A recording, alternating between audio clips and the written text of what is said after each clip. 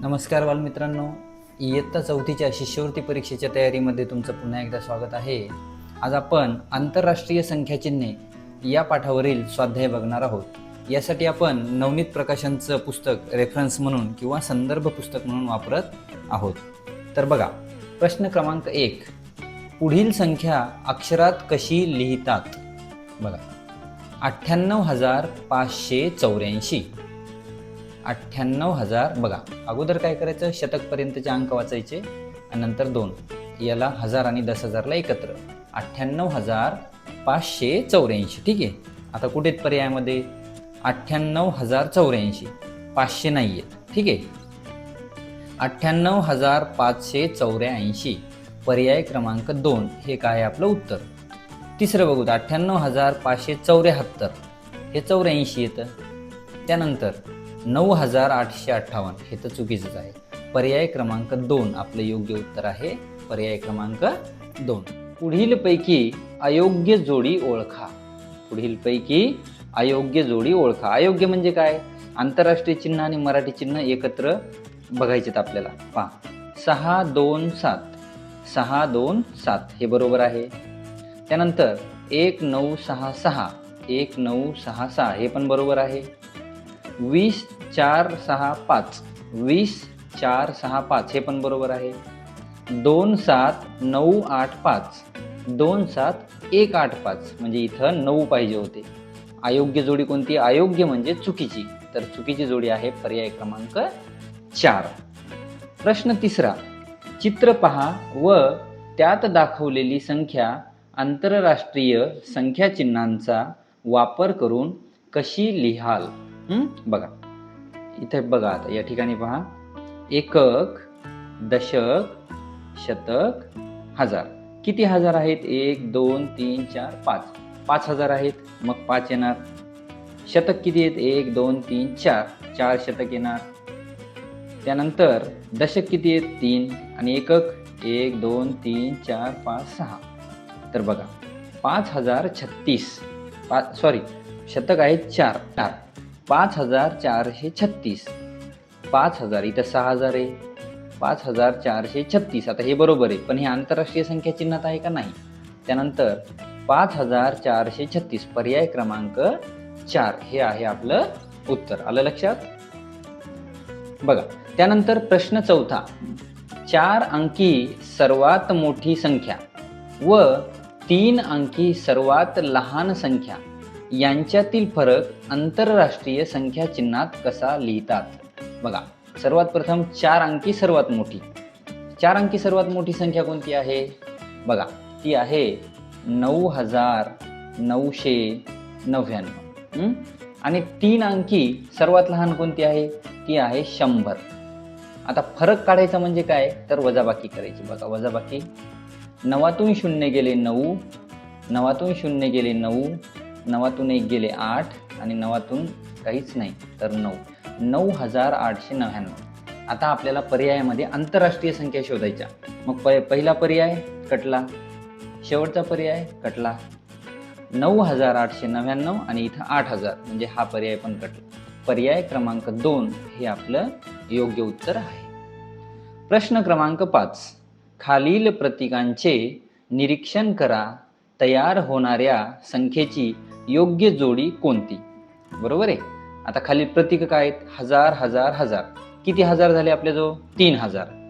शतक, शतक, शतक. किती शतक झाले? 3 शतक. मग 3,000 आणि 3 शतक म्हणजे 300. 3,300 हे कोणत्या पर्यायात आहे? बघा, इथं आहे का? नाही. 3,000 आहे इथं, पण इथं 30 आहे, 300 नाही. 3,300. व्हेरी गुड, हे झालं आपलं उत्तर. आता इथं बघा, 3,000 आहे आणि 3 आहे. 3 शतक आहे का? नाही. पर्याय क्रमांक 3. आलं लक्षात? पुढे बघा, प्रश्न 6, आंतरराष्ट्रीय संख्या चिन्हे व देवनागरी संख्या चिन्हे यांच्या संख्येतील फरक किती?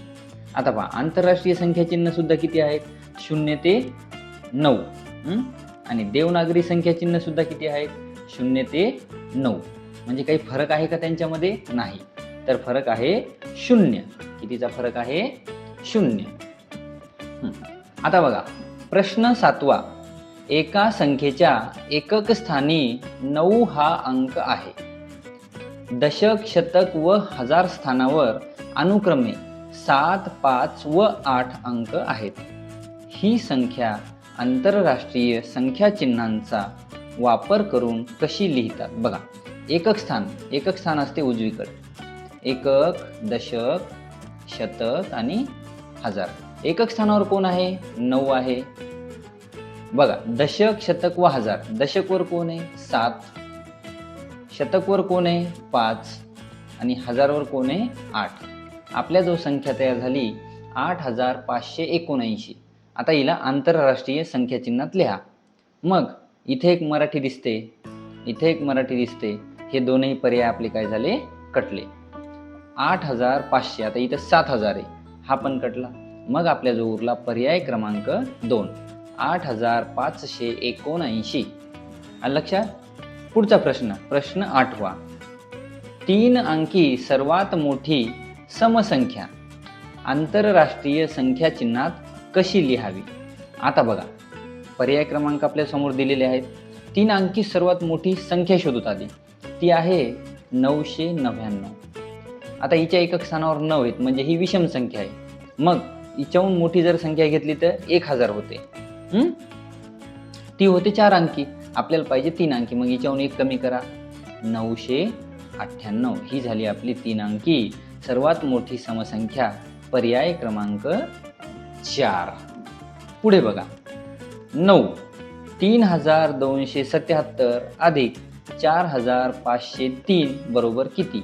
आता ही अंक दिलेत देवनागरी लिपीमध्ये आणि उत्तर दिले आहेत आंतरराष्ट्रीय संख्या चिन्ह. चला बेरीज करूयात. बघा, 3277 अधिक 4503 करा बेरीज. 7 आणि 3 10, 10ला 0, हातचा आला 1, 7 आणि 1 8, 5 आणि 2 7, 4 आणि 3 7, 7780. कुठं दिसायले उत्तर?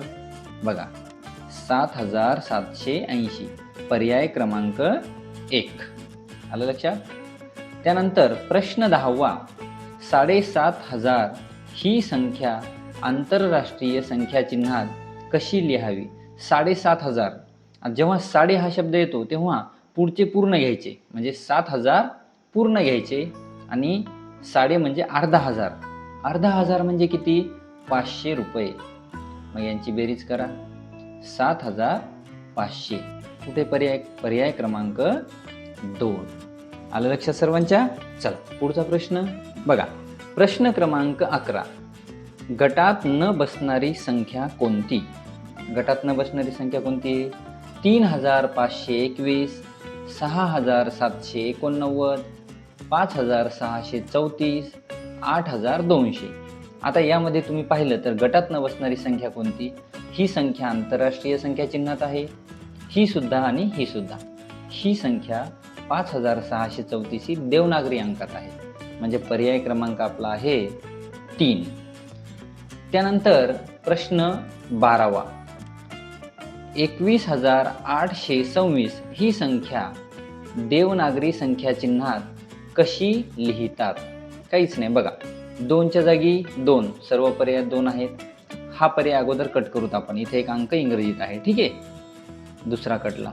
त्यानंतर 1 साठी 1, त्यानंतर 8 साठी 8, 2 साठी 2 आणि 6 साठी 6. आता एकक स्थानावर 6 कुठे आहेत? इथं 7 आहे. हा पर्याय कटला, हा पण कटला.